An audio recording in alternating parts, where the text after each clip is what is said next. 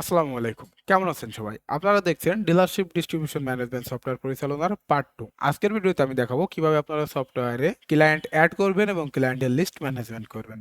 তো চলুন কথা না বাড়িয়ে শুরু করা যাক। ক্লায়েন্ট এড করার জন্য আপনারা চলে আসবেন সিআরএম মডিউল থেকে এড নিউ ক্লায়েন্ট অপশনে। Add new client option click করার পর আপনারা এমন সুন্দর একটি ইনপুট ফিল্ড দেখতে পাবেন।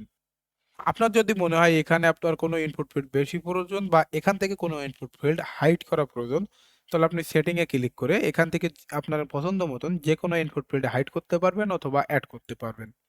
তো ক্লায়েন্ট অ্যাড করার জন্য আমাদের যে ইনফরমেশনগুলো দেওয়া লাগবে তার প্রথম হচ্ছে ক্লায়েন্টের একটি আইডি নাম্বার দেওয়া লাগবে।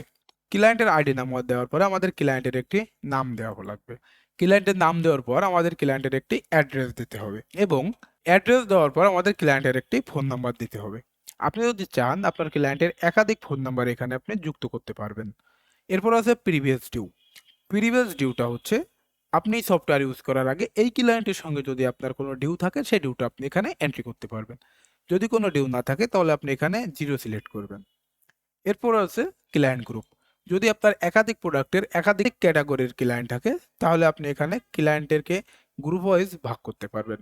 আপনি যদি চান নতুন কোনো গ্রুপ তৈরি করতে তাহলে প্লাস আইকনে ক্লিক করে খুব সহজেই আপনি ক্লায়েন্টের গ্রুপ তৈরি করতে পারবেন। এরপর আছে ক্লায়েন্ট ইমেজ। এখানে আপনারা চাইলে ক্লায়েন্টের একটি ইমেজ ব্যবহার করতে পারবেন। তো উপরের ইনপুট ফিল্ডগুলোর তথ্য সঠিকভাবে দেওয়ার পরে আমরা সেভ বাটনে ক্লিক করব। সেভ বাটনে ক্লিক করার পরে আমাদের ক্লায়েন্ট লিস্টে নিয়ে আসবে। দেখুন আমরা যে আইডি নাম্বার এবং নাম ঠিকানা দিয়ে ক্লায়েন্টটা তৈরি করছি সেটা কিন্তু আমাদের সাকসেসফুল হয়েছে। তো এখানে আসলে আপনারা প্রথমে দেখতে পারবেন ক্লায়েন্টের আইডি নাম্বার, এরপর আছে ক্লায়েন্টের ইমেজ, এরপর আছে ক্লায়েন্টের ডিটেলস, এরপর আছে অ্যাকাউন্ট। অ্যাকাউন্টের ভিতরে আপনারা এই ক্লায়েন্টের সঙ্গে যাবতীয় লেনদেনের একটি শর্টকাট দেখতে পাবেন। তারপর আছে অ্যাকশন বাটন। অ্যাকশন বাটন থেকে আপনারা এই ক্লায়েন্টের যাবতীয় ডিটেলস ভিউ আকারে দেখতে পারবেন, অর্থাৎ ভিউতে ক্লিক করলে এই ক্লায়েন্টের যাবতীয় ডিটেলস দেখা যাবে। এরপর আছে এডিট অপশন। এডিটে ক্লিক করলে এই ক্লায়েন্টের কোনো ইনফরমেশনগুলো যদি আপনারা আপডেট করতে চান তাহলে এখান থেকে আপডেট করতে পারবেন। এরপর আছে অ্যাড রিসিভ এবং রিসিভ লিস্ট। এই দুটার মাধ্যমে আপনারা ক্লায়েন্টের কাছে যে ডিউ অ্যামাউন্ট আছে সেই অ্যামাউন্টটা রিসিভ করতে পারবেন। কিভাবে ডিউ অ্যামাউন্ট রিসিভ করতে হয় সেটা আমরা আমাদের ডিউ রিপোর্ট মডিউল সম্পর্কে বিস্তারিত যে ভিডিওটা আছে সেখানে দেখিয়েছি, চাইলে আপনারা সেটা দেখে আসতে পারেন। এরপর আছে ইনভয়েস লিস্ট। এই ক্লায়েন্টের সঙ্গে যাবতীয় যত বিল ইনভয়েস হয়েছে সবগুলো আপনি এখানে লিস্ট আকারে দেখতে পারবেন। তার নিচে আছে ভিউ স্টেটমেন্ট। এই স্টেটমেন্টে এই ক্লায়েন্টের সঙ্গে যাবতীয় যত লেনদেন এবং যত ইনভয়েস আছে সবকিছু আপনি স্টেটমেন্ট আকারে দেখতে পাবেন।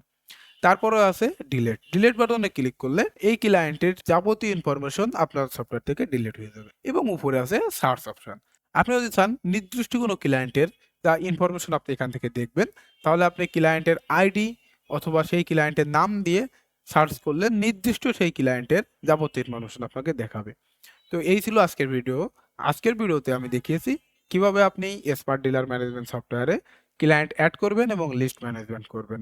তো এর পরবর্তী ভিডিওয়ে আমি দেখাবো কিভাবে আপনারা স্মার্ট ডিলার ম্যানেজমেন্ট সফটওয়্যারে সাপ্লায়ার অ্যাড করবেন এবং সেই সাপ্লায়ারের লিস্টগুলো ম্যানেজমেন্ট করবেন। ততক্ষণ ভালো থাকবেন, সুস্থ থাকবেন। আল্লাহ হাফেজ।